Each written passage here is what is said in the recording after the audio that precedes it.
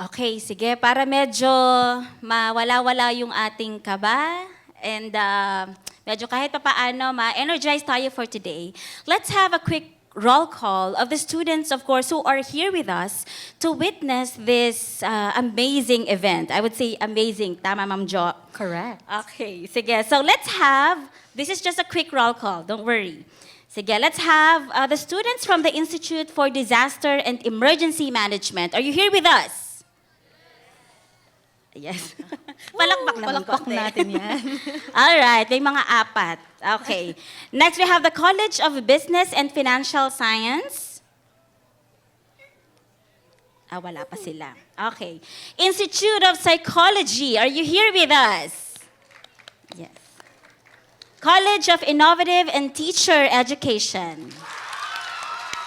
Ang daming participants. Good job.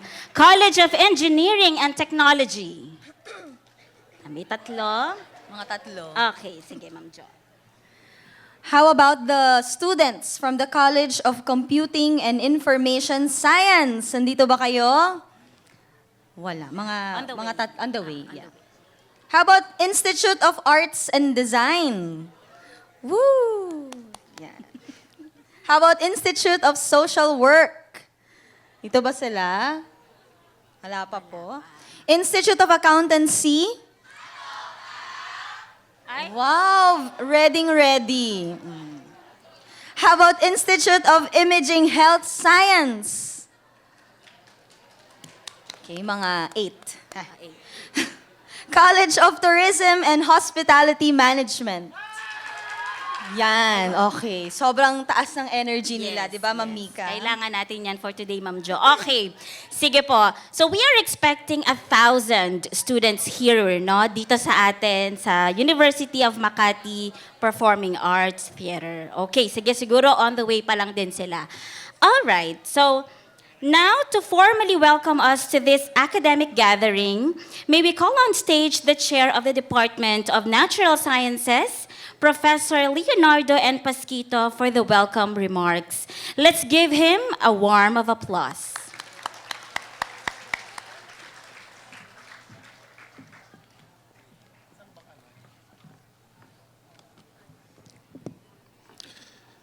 Members of the Management Committee, the Dean of the College of Liberal Arts and Sciences, Professor Sagadraka, Professor Di Maunahan of the Department of Math and Physics, Professor Grama of the Department of Languages, Professor Eugenio of the Social Science Department, our magisterial lecturers who are here already, and all students of University of Makati. Of course, the faculty members of the different departments. It is my honor and privilege to welcome you all to this momentous event in the College of Liberal Arts and Sciences. For the past 3 semesters, the university, together with its students and faculty, has witnessed a series of magisterial lectures delivered by distinguished experts in various fields of science and mathematics. These lectures have enriched our academic community by providing opportunities to engage with leading thinkers and practitioners in the respective area of specialization. The magisterial lecture was conceptualized by our dean when the College of Liberal Arts and Sciences was still new in the university. Who is with us today? Professor Tessie Sagadraka. Palakpakan po natin. She envisioned the college as the center of excellence in science and mathematics education while continuing to nurture the social sciences and languages that are also integral parts of the college. The purpose of the magisterial lecture is to create a platform where students, practitioners, and educators can share new knowledge, research, and perspectives with our students and faculty. It aims to broaden our intellectual horizon, reinforce classroom learning, encourage critical thinking, and strengthen the culture of academic inquiry within the college.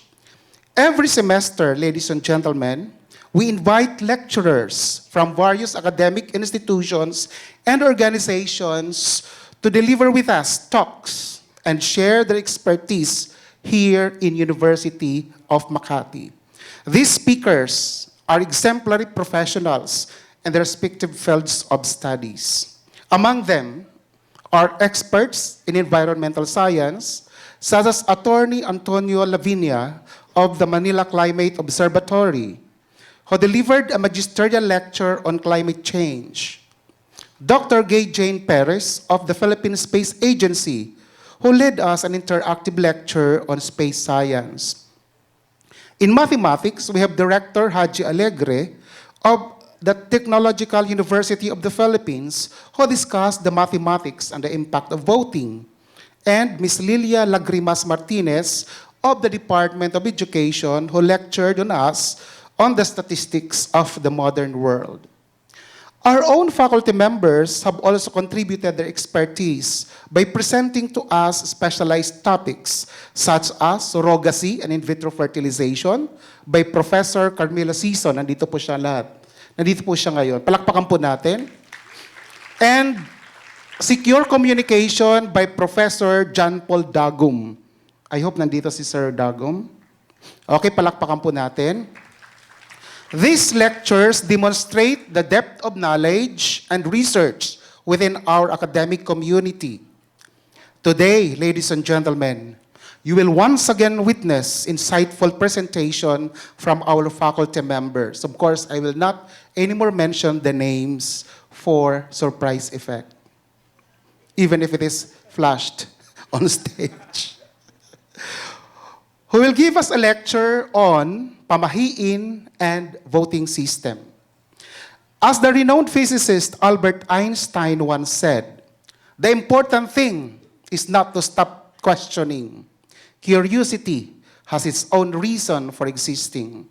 This reminds us that learning begins with curiosity and grows through discovery, dialogue, and reflection.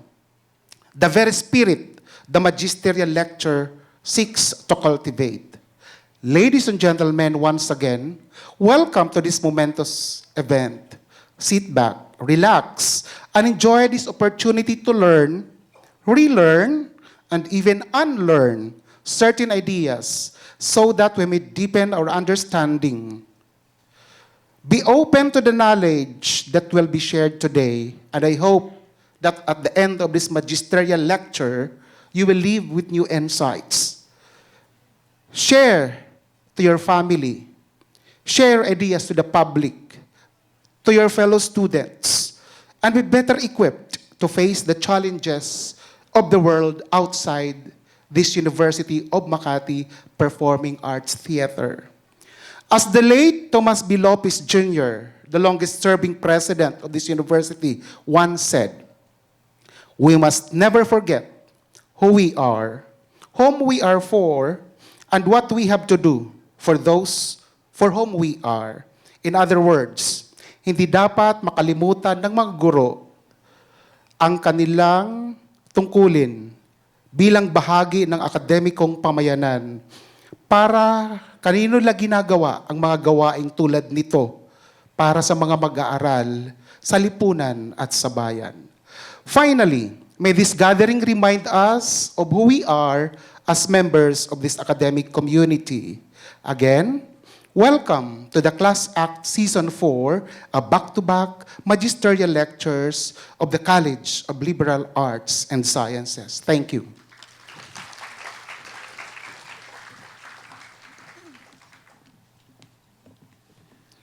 Thank you very much, Dr. Pasquito, for that warm and inspiring welcome message.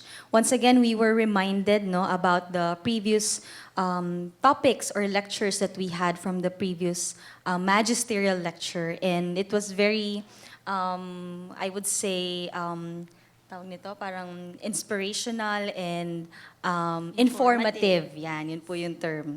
Yan. So, now, Yes, okay. So now let's proceed to the first part of our magisterial lecture. I hope everybody is ready And siguro, wag muna tayo mag-cellphone. Let's focus on the lecture for today's event.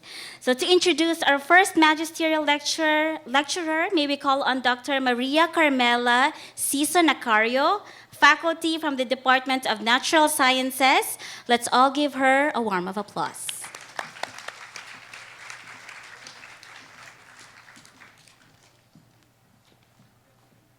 Okay, good morning everyone. Ayan, I hope that you're all good. To guide us in today's learning session, we are privileged to have with us an experienced educator whose work continue to promote innovative and inclusive science education. Our speaker is a passionate educator, researcher, and a healthcare professional with over a decade of experience in science education, special needs advocacy, and interdisciplinary research. She is an assistant professor at the University of Makati under the College of Liberal Arts and Sciences Department of Natural Science, where she teaches anatomy and physiology, human reproduction, and other science subjects across various programs. She also holds a PhD in special education and a Master of Arts in Innovative Special Education from the University of Makati, as well as Bachelor of Science in Nursing from the Arellano University. She is currently further expanding her expertise by completing her Master of Arts in Nursing, strengthening her interdisciplinary perspective at the intersection of healthcare, education, and research. Her academic and professional background allows her to seamlessly bridge healthcare and education with training in both nursing and special education. She fosters an inclusive, scientifically grounded learning environment, particularly benefiting students with diverse learning needs. Beyond the classroom, she is a dedicated researcher and advocate for inclusive education.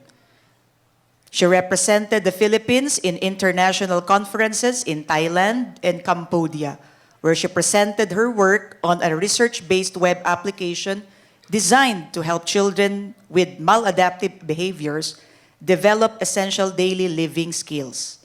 She also authored science books and faculty handbook that equips science educators with practical tools for implementing inclusive teaching practices in the classroom. Her extensive experience in both medical and academic fields, including her service in a naval hospital and as a former school nurse at the University of Makati, provides her with a holistic perspective on health, education, and student well-being. This diverse background allows her to equip future healthcare professionals, educators, and psychologists with the skills to navigate both scientific and human-centered challenges. A licensed nurse and a licensed professional teacher specializing in biology, our dear speaker continually strives to bridge the gap between the scientific knowledge and real-world application. Her impact is reflected not only in her academic contributions, but also in the consistent recognition and outstanding evaluations she receives from her students, affirming her role as an influential and inspiring educator. And just when you think that she has maximized her multitasking abilities, she is also a thriving millennial mom and wife, balancing the demands of family life, academia, and research while keeping her sense of humor intact. Above all her professional achievements, being a wife and a mother remains her greatest treasure and fulfillment. So, with a great pleasure, let us all welcome our distinguished speaker for today's morning session, Dr. Joy Regalario Pascual.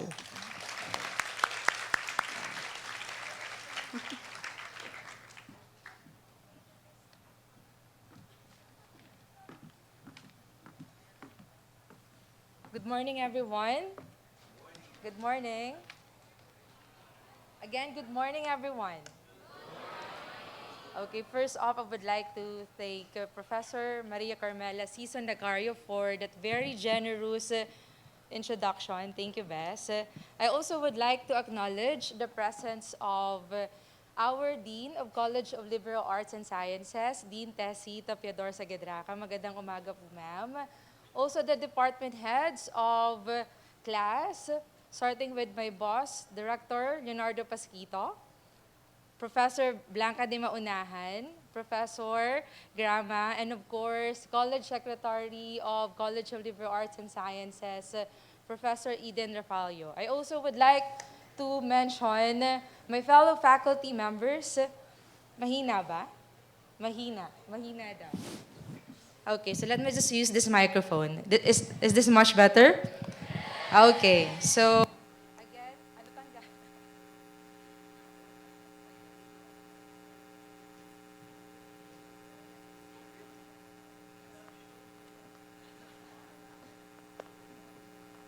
How about this microphone? Okay. So I also would like to acknowledge the presence of my fellow faculty members in class who are here today. Thank you so much po for attending this magisterial lecture. And of course, the UMAC students attending this magisterial lecture. Good morning, UMAC students. Good morning. Okay. Nakalimutan ko pa pala. Before I forget, I would like also to mention my students who are supposed to be here today. I did not actually tell them that I would be speaking. I just told them that they need to attend this magisterial lecture. Nasaan kayo? May accounting students, okay? How about my eduk students?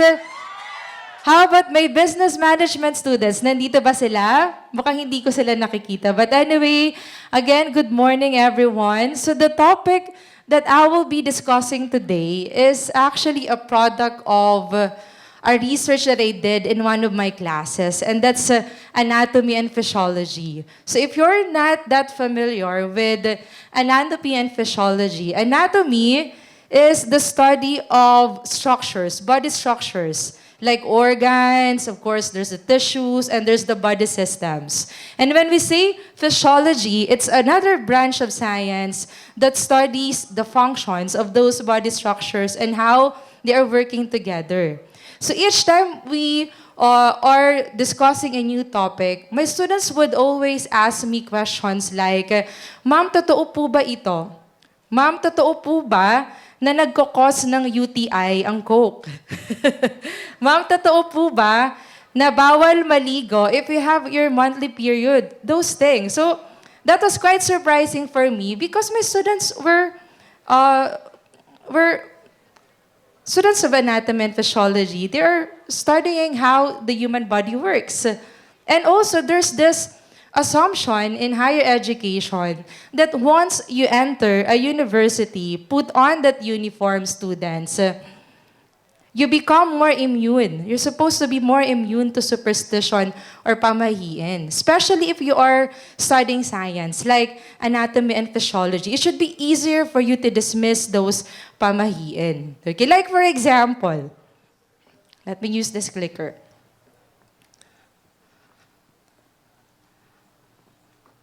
Okay, so how many of you have heard, how many of you were told as a child not to swallow fruit seeds? Can you raise your hand? Ay, ang dami.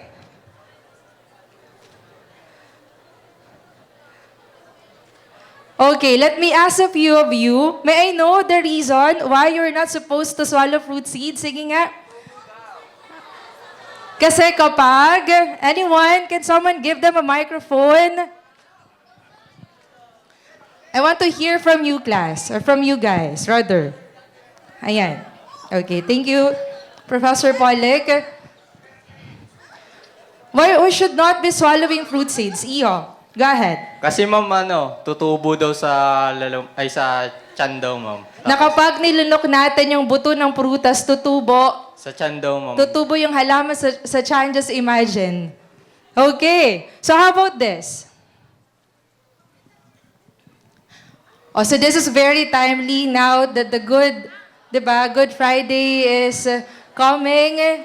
Are you familiar with this, pamahiin? Yes. So how many of you here were told not to get a wound on Good Friday? Sige nga, can you raise your hand? Oy, madami-dami din ha. Can you tell me the reason why we're not supposed to get a wound on Good Friday? What did they tell you? Go ahead, Iha. Kasi daw po hindi gagaling agad. Kasi hindi gagaling agad. It would take a long time daw to heal if you get that wound on Good Friday. Okay, bakit? What's with Good Friday? What's with Good Friday? Ha? Anyone? What's with Good Friday? Yes po, go ahead.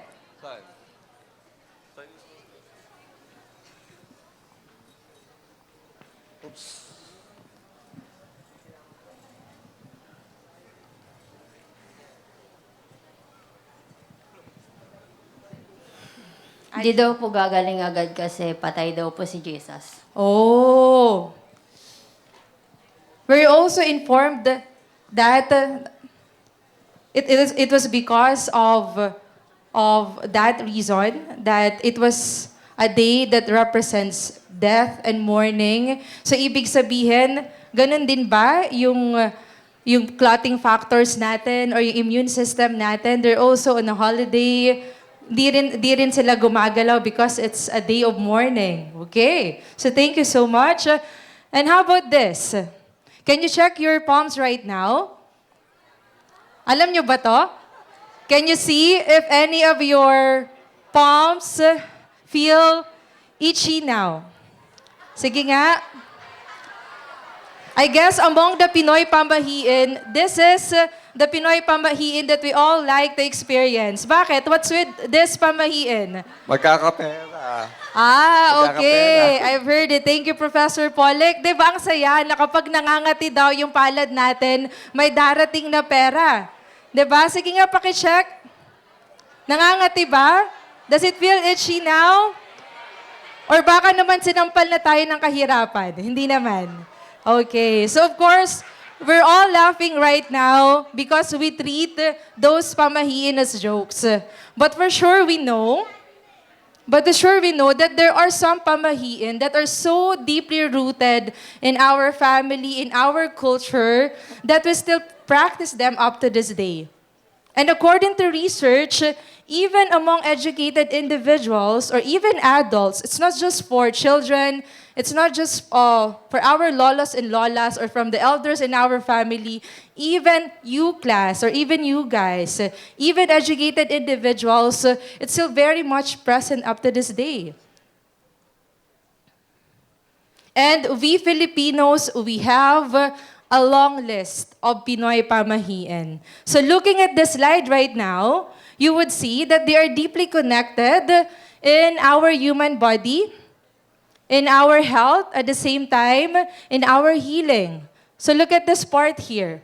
On the aspect of daily hygiene and health myth, there's this concept of pasma. Are you familiar with this? That you're not supposed to wash your hands if you're too tired?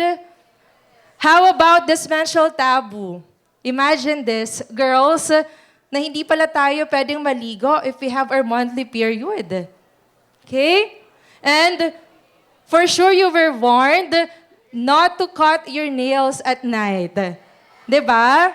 And also this, sleeping after eating because it could give you the permanent big belly. And those pamahiin, yun na yung mga na-mention ko kanina, yung Good Friday wound, that it would slow down the healing time.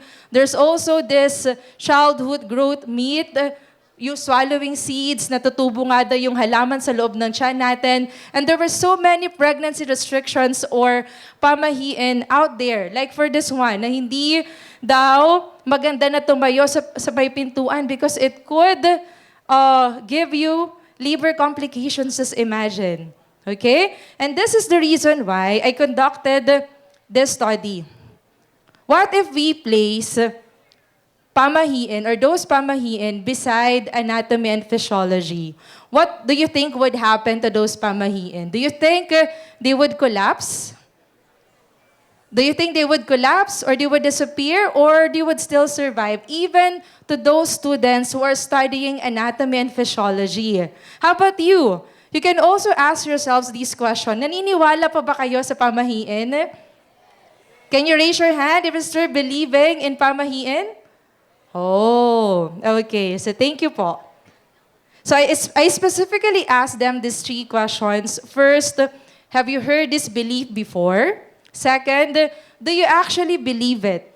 And the third one, do you still practice it in your daily life? And I use this belief strength index, or what we call the BSI, to measure the belief strength.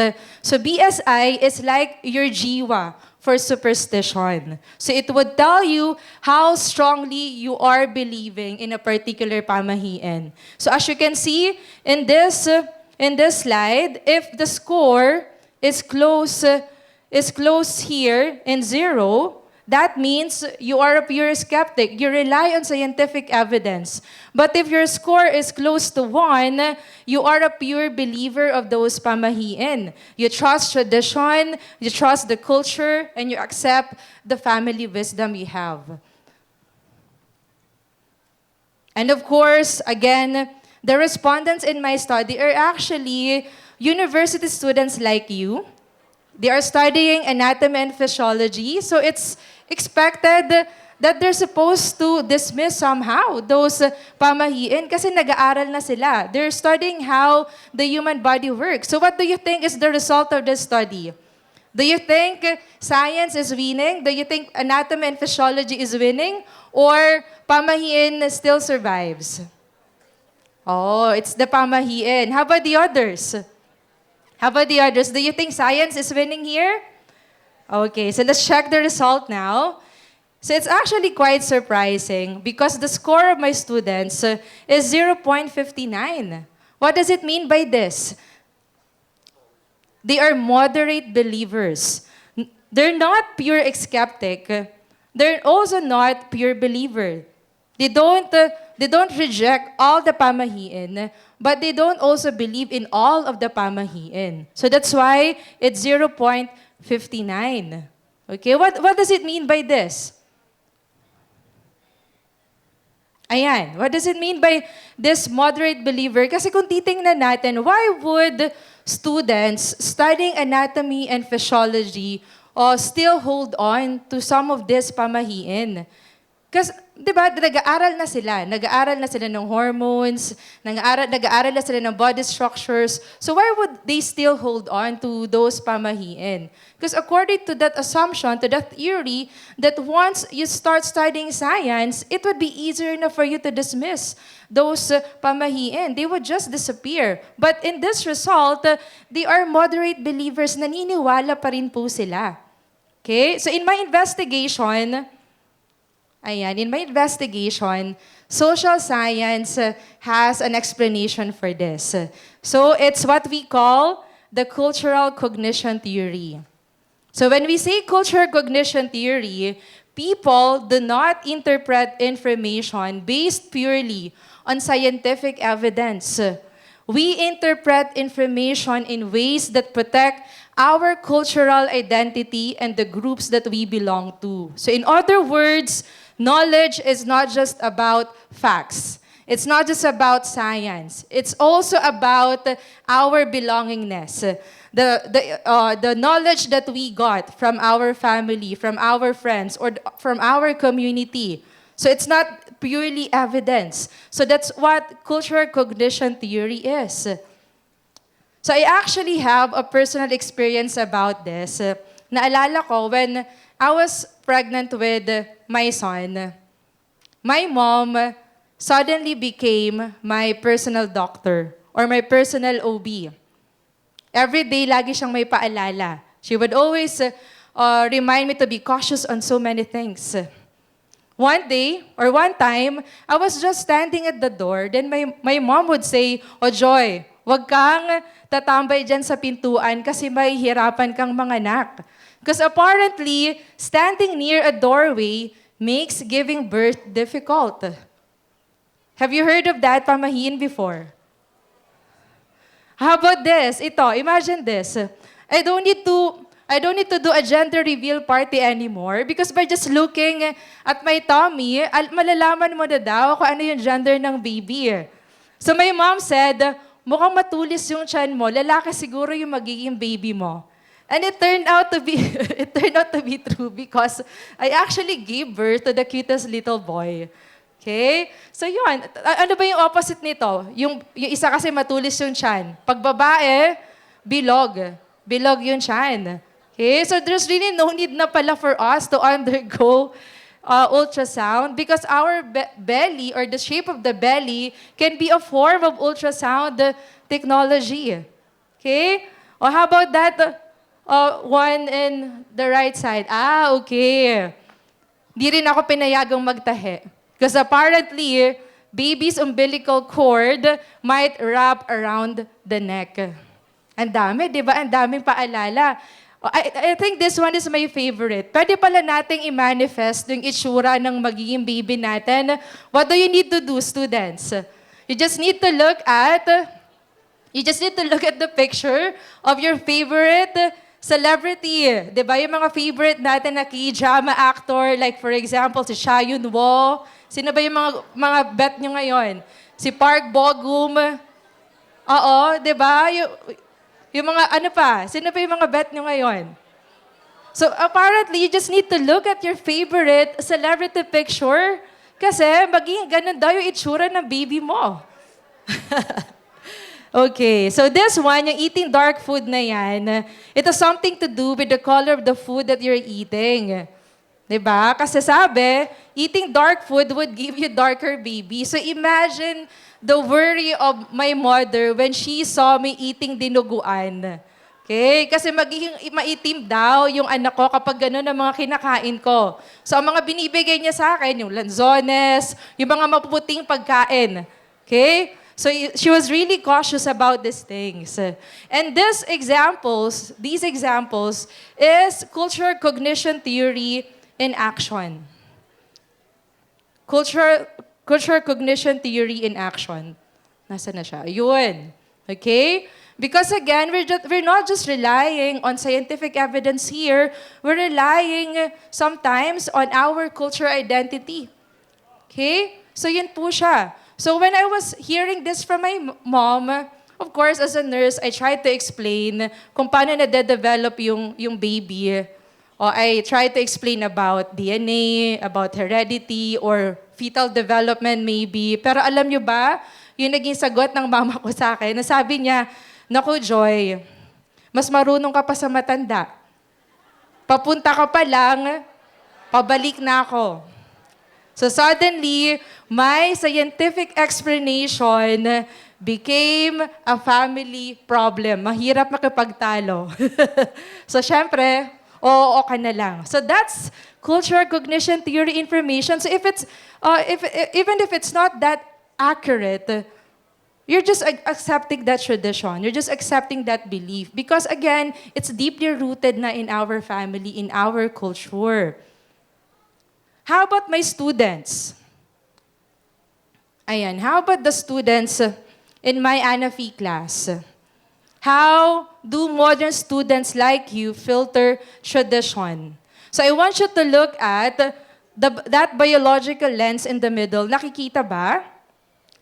The modern student filter, that one in the middle. So it says there that if a belief feels biologically logical, many of the students would still accept it. Ibig sabihin nun, kapag may scientific basis or a biological mechanism that could explain that pamahiin, they would still accept it.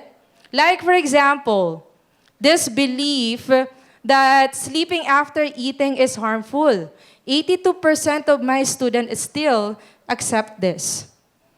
And the belief of PASMA, that washing sweaty hands causes illness, 60% of my students still accept it. Ang taas, di ba? And how about that one on the right side? Ang sabi nila, if a particular belief feels symbolic or supernatural, like for example, yung mga binigay ko na example kanina about the fruit seeds or about getting a wound on Good Friday, those can be considered symbolic or supernatural. So buti naman, nireject nila right away. So only 4% of them believe on those kinds of pamahiin. Okay, how about the third question earlier? Ginagawa pa ba nila? Do they still follow those pamahiin or nire-reject na nila outright? So this is the result. Bakit nandito na siya ulit sa culture cognition? I'm so sorry. Ayan. So this is the result. So they actually fall into these 4 patterns, as you can see here in our infographic. I hope you're seeing the text. Nababasa ba yung text? Okay, focus first on the left side. So about 35% of the students actually practice those pamahiin. So ibig sabihin, if a pamahiin says, do not wash your hands because you're too tired, they are really following it. Or if a pamahiin says, do not sleep with your wet hair, they are really avoiding it. Kasi naniniwala talaga sila. And that's 35% of my students. Mataas yun. And another group says that they're practicing or they're following those pamahiin as a form of precaution. Natatakot kasi sila. What if totoo? Have you heard of wala namang mawawala? Or the just-in-case protocol? So that was actually 33%. So medyo mataas din. So ginagawa nila yung pamahiin not because it's accurate, not because they're believing it, pero kasi wala naman daw mawawala. At nakikita nila, talagang ginagawa rin ng iba. So why not just do it, just in case? Baka naman totoo nga talaga. Okay? So now, let's go to the right side of our slide. So that is the group of low to no influence. So there, in the 17.6, about 17.6% of the student still respect the pamahiin or the tradition, but they are no longer following it. They recognize the importance of those tradition, of those pamahiin, but when it comes to health decisions, they are prioritizing scientific health advice. Okay? And the last group here, about 13.8% of students said there's no influence at all. So in terms of decision-making about health, they're exclusively following na medical advice for their health choices. They are no longer considering those pamahiin or those tradition. So kung ano sinasabi ni science, yun yung ginagawa nila. And the most interesting thing about this result, looking at the high to impact influence, that actually comprises majority of the students. Diba? Yun yung pinakamalaki. So ibig sabihin, a lot of your generation, a lot of my students here in this research are still heavily influenced by these traditions or by these pamahiin, even if they are already studying anatomy and physiology. Okay, so now that we've seen the result of my study, let us examine those pamahiin that we've mentioned earlier. Okay? Kasi 'di ba, just hindi naman ibig sabihin na ginagawa ng iba, 'di ba? Just because everyone is doing it or following it doesn't mean it's true. 'Di ba? Kung titingnan natin, are there any scientific basis on those pamahiin? Are they actually true? So let us maybe examine some of the most famous pamahiin here. I'll be giving you the most common, yung highest rated pamahiin, and I need your help on this, students. Are you still with me? So for each belief, I need you to answer the question, do you think it's true? Sa tingin nyo, totoo ba itong pamahiin na ito? Is there a scientific basis that could explain this idea or this belief? So let's start with the first one. Okay. So the pamahiin is, sleeping immediately after eating is harmful. So 82% of my students heard this and believe in this. So how about you? Do you think this is true? Raise your hand if you think this is true. Oh, how about the others? How about the others? You think it's myth? Okay, so let us check the science.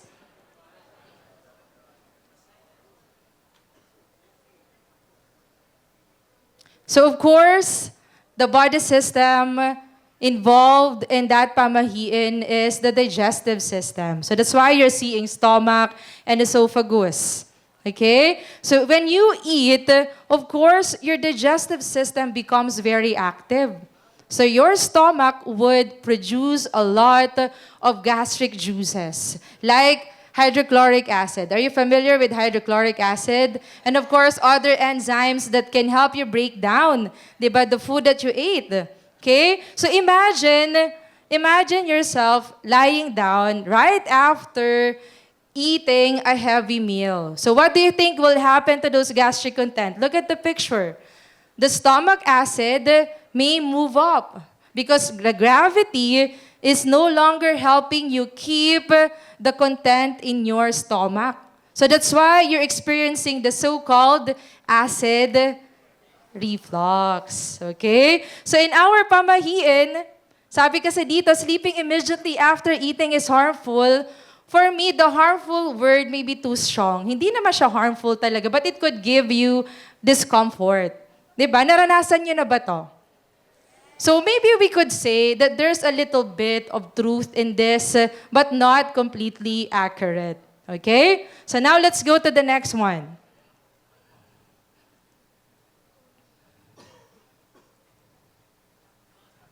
Okay. Pasma.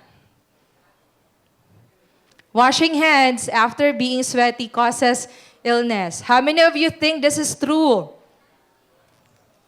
How many of you think this is true? Can you raise your hand? Wala ko masyadong nakikita. Okay, how many of you think this is a myth? Parang wala din nagtataas ng kamay. How many abstain from answering? Wala din. Okay, sige nga, may I know your thoughts on this? Anyone? Doon sa mga nagtaas ng kamay kanina? Why do you think this pamahiin is true? Were you told that you're not supposed to wash your hands when you're too tired or when you're exhausted? Or kunyari, ayaw nyo maghugas ng plato. Diba? Sabihin mo lang sa nanay mo, Ma, nagsulat ako buong maghapon. So suddenly you're excused, diba, from that chores. Diba? Pwede natin tong gamitin na excuse. Okay? Pero guys, of course, seriously, sa tingin nyo, totoo to? Sige, may I know? May I know your thoughts on this? Anyone? Sino pwede magsalita? Go ahead. Go ahead. Okay. Na-experience ko po is namamasma po siya, tas nanginginig po yung hands ko po. Oh. What did you do, Iha? You just washed your hands. Is it with cold water? Warm? Cold po. Cold water. Okay. Have you experienced the same thing? Na nanginginig kayo? Maybe you could also consider what you did before that. Napagod ka ba ng todo? Nagsulat ka ba buong maghapon? Ganun ba yun nangyari? Did you also experience the same thing? Iyo, go ahead.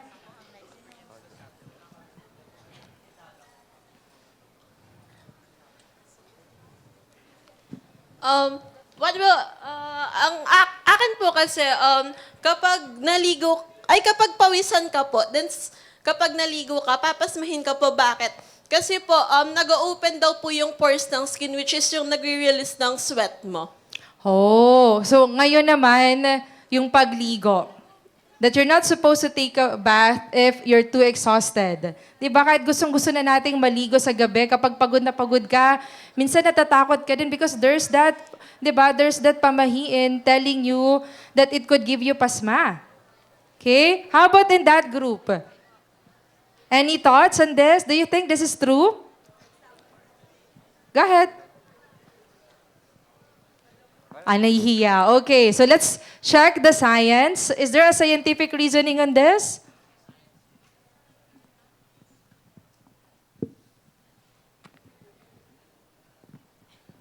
Ayan. So medically speaking, there's actually no condition such as PASMA. Wala talaga siyang name in medical textbook explaining the phenomenon of PASMA. It's very uniquely Filipino. Sa atin lang talaga yan. Okay? And I'm not invalidating the experience that you've told earlier. May mga ganun naman talaga. Remember yung first one na nagsalita kanina? Yung ginamit niya kasi ng panghugas ng kamay niya malamig na tubig. And as you know, if you're familiar with the mechanism of our blood vessels, that if it's exposed to cold temperature, it would vasoconstrict.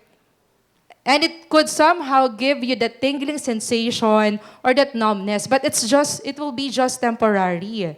Okay? Hindi po siya pang matagalan. So it's also the same kapag napagod tayo. Because our muscles can also feel, of course, tired, or we can also overwork our muscles. So sometimes it can feel that shakiness or that weakness or that trembling. Kasi it could be na naglakad ka buong mag-araw, nagsulat ka buong maghapon, or baka naman nag-gym ka, kaya nanginginig na yung mga muscles mo. Because again, you are experiencing the condition called muscle fatigue. Okay? So, it was just a misunderstanding pala. Na nataon lang na naghugas ka ng kamay or naligo ka, kaya mo naranasan yung panginginig or yung numbness. But again, it was an expected result if your muscles are too tired or overworked. Okay? So that's it. Oh, how about this pamahiin? Eating too much at night leads to fast weight gain. So 64% of my students also heard and believe on this. Ang dami ring naniniwala. How about you? Students, do you think this is true? Can you raise your hand? Oh, how about the others? Okay, so let us check the science. Okay, so the question now that we should be asking ourselves is this: how your body is managing your energy. Because according to facts, our body has no clock that turns food into fat at night. Wala daw kinalaman yung oras. Weight gain happens when you're taking in more calorie than you're consuming it. So walang kinalaman kung anong oras ka kumain. Kaya lang, bakit na-associate siya sa weight gain when you're snacking maybe at night? Kasi usually, yung mga kinakain natin, high-calorie foods. At minsan, di ba, when we're stressed, we're eating large portion of it. And there's also less physical activity at night. Kasi we go immediately, di ba, we go to sleep immediately after eating. So that's why, yung naging effect niya, weight gain. Kasi hindi mo masyadong na-burn yung mga kinain mo. Okay, so we could say that this is somehow accurate, di ba, kung titingnan natin, there's a scientific reason or explanation that could support this pamahiin. Because again, based on this explanation, parang oo nga naman, talagang nagkukos siya ng weight gain. But then again, mali yung oras. Mali yung oras. Because you could always gain weight any time of the day. Kapag masyadong napadami yung kain mo during breakfast or during lunch, you could also gain weight on those times. Not just, of course, during nighttime. Okay. And this one, the last one, the pamahiin, sleeping with wet hair causes headache or blindness. So, sino yung natatakot sa inyo na matulog na basa yung buhok? Okay? So do you think this is true? Oh, okay. I heard you. How about in that group? Do you think this is true? No, it's a myth. How about in that group? Yes, no? Ano ba talaga? Okay, so let's look at the science. So again, 40% of my students heard and believe on this. Mataas rin yan. Okay, so let us check. Dalawa to ha. Blindness, mabubulag ka. Kapag natulog ka na, basa ang buhok mo. Or headache. Ayan. What do you think is happening in the picture? Sige, let's look at the infographic first. There can be, di ba? There might be a scientific explanation based on what you're looking at here in this image. So this is especially happening now if you're too sensitive to sudden change of temperature. Okay? But maybe we could debunk muna yung part ng blindness. Napaka-dramatic naman yun. Mabubulag ka kapag natulog ka na basa ang buhok mo. Of course, that's myth po. That's completely a myth. Oh, kasi there's no pathway connecting your hair to your eyes. Okay? Wala pong magkukos dapat nung blindness kasi walang scientific basis for that. But for the headache part, there could be. Because if you're too sensitive with sudden change of temperature, it could drop, of course, your core body temperature. That could somehow decrease, again, that could somehow decrease your immune system. May ganun po siya. Kasi kapag may sudden drop of temperature, that could be parang an avenue for the microorganisms in your body to grow. Because again, mababa yung immune system mo. And also, since basa yung buhok mo, pwedeng nalamigan din yung ulo mo. And it could cause, of course, vasoconstriction again to those blood vessels on your head. Okay? So if there's vasoconstriction happening, there could be tension headache that could occur. Okay? Pwede kang magkaroon ng tension headache kasi nag-constrict yung mga blood vessels mo. So therefore, giving you this condition. At the same time, di ba pagbasa yung buhok natin, pansinin nyo, it could also give you a little bit of discomfort kasi nababasa yung unan. Di ba? Asiwa na matulog, nabasa yung unan. So it could somehow give you then maybe neck stiffness kasi hindi ka mapakali, basa kasi yung unan. Okay? So that could also contribute to the headache. But again, this pamahiin is not completely accurate. Okay? Most especially the blindness part. Okay? So what else? Meron pa ba? Okay. So I think we've already established the fact that those pamahiin are deeply rooted in our culture at the same time in our identity. So what did we actually learn today? Okay, that some beliefs collapsed, some were misunderstood, some were observations about the human body. And I think this is the most important realization for today's magisterial lecture, that science does not erase pamahiin. It actually explains them. And I guess, students, this is where you come in. I know that some of you here are majoring in business. I could see also psychology students here. Of course, my accountancy students are here. So regardless of your field, know that you are part of a generation that has access to a very important information. And that is, of course, scientific mind or scientific thinking. Okay? Because if you have scientific mind, it's easier for you to answer those questions about so many things. That there's really no need now for you to wait for others to explain things to you. Okay, be curious, investigate, and ask these questions. What does the body actually do? What is the evidence? What does research say about that idea or about that belief? And I guess this is what science education is all about. Okay? Not just memorizing information, not just memorizing fact, but promoting critical thinking and understanding of how everything works. Di ba gano'n naman siya? Dapat, di ba tayo mismo yung nagtatanong, dapat tayo yung curious. We're not supposed to let others dictate our way of thinking, especially on your generation, because you have so many resources nowadays. It's only a one text away or maybe one type away, and we have that information already. Okay? So, okay. So I guess that ends my discussion. Thank you so much, everyone, for listening.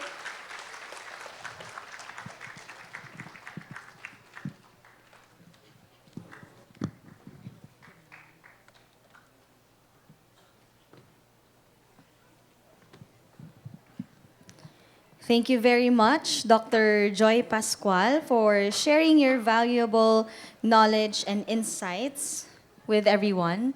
And I can really relate to the discussion of Dr. Joy. Kasi 'di ba, as someone who grew up in a family where, or where we believe about superstitions, talagang nakaka-relate po tayo dyan. And also, I remember my mom saying na wala namang mawawala kung maniniwala tayo. So, again, what did we actually learn? No, I just wanted to highlight the last part of Dr. Joy Pascual's discussion. So again, some belief collapse when we tested them to scientific evidence and also advancement to medical knowledge. And of course, some pamahiin or tradition can be misunderstood, but because of modern education and access to reliable information, it allowed us to compare traditional beliefs with scientific explanation. And syempre yung last na sinabi ni Dr. Pascual, di ba? Science doesn't erase pamahiin. It, ano nga sabi? It explains them. Very, very good.